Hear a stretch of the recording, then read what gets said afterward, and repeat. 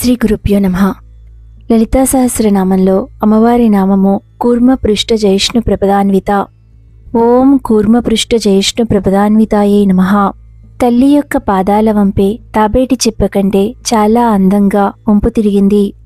అమ్మవారి పాదాలను వసిన్యాది దేవతలు తాబేటి చిప్పతో పోలుస్తున్నారు. అమ్మ పాదాలు అన్ని దురదృష్టాలను, భయాలను, దుఃఖాలను దూరం చేసే శ్రీపాదాలు. అమ్మవారి పాదాలను ఆశ్రయిస్తే ఎటువంటి దురదృష్టమూ కలగదు. అందువల్లనే సౌందర్యలహరిలోని ఈ శ్లోకము తల్లి పాదాలను పూజించమని చెబుతోంది. అలా పూజించుకోవడానికి, ధ్యానం చేసుకోవడానికి అనువుగా తల్లి యొక్క పాదాల మృదుత్వము వర్ణించబడింది. ఆదిశంకర్లు ఈ శ్లోకంలో అంతటి మృదువైన పాదాలను ఇతర కవులు తాబేటి చిప్పతో ఎలా పోల్చారో అనుకుంటూ ఆశ్చర్యపోతున్నాడు. అలానే ఆదిశంకరులు శివుని వివాహ సమయంలో శివుడు ఇంతటి జాగ్రత్తతో అమ్మవారి పాదాలను అస్మ్యారోహణ క్రతువు నిర్వహించారు అని అనుకుంటున్నారు. ఈ క్రతువులో పెళ్లికుమారుడు పెళ్లికుమార్తె యొక్క కుడి అరచేతిని పట్టుకోవాలి.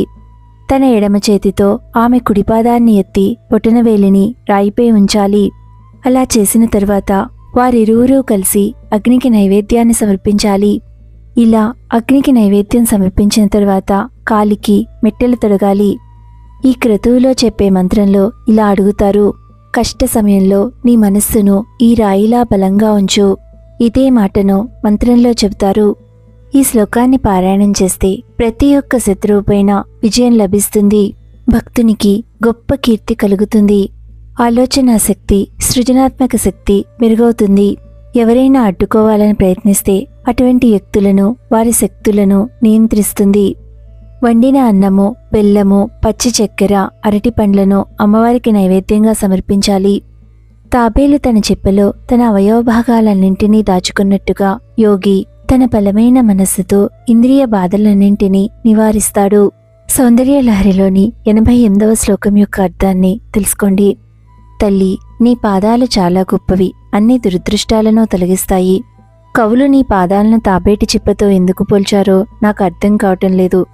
మీ వివాహ సమయంలో శివుడు తన 2 చేతులతో నీ పాదాలను ఎత్తి రాతిపై ఉంచడంలో చాలా జాగ్రత్తను కలిగి ఉన్నాడు.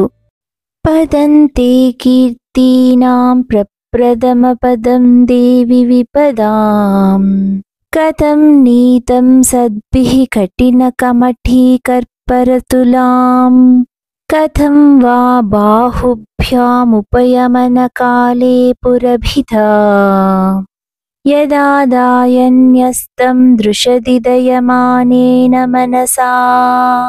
శుభమస్తు.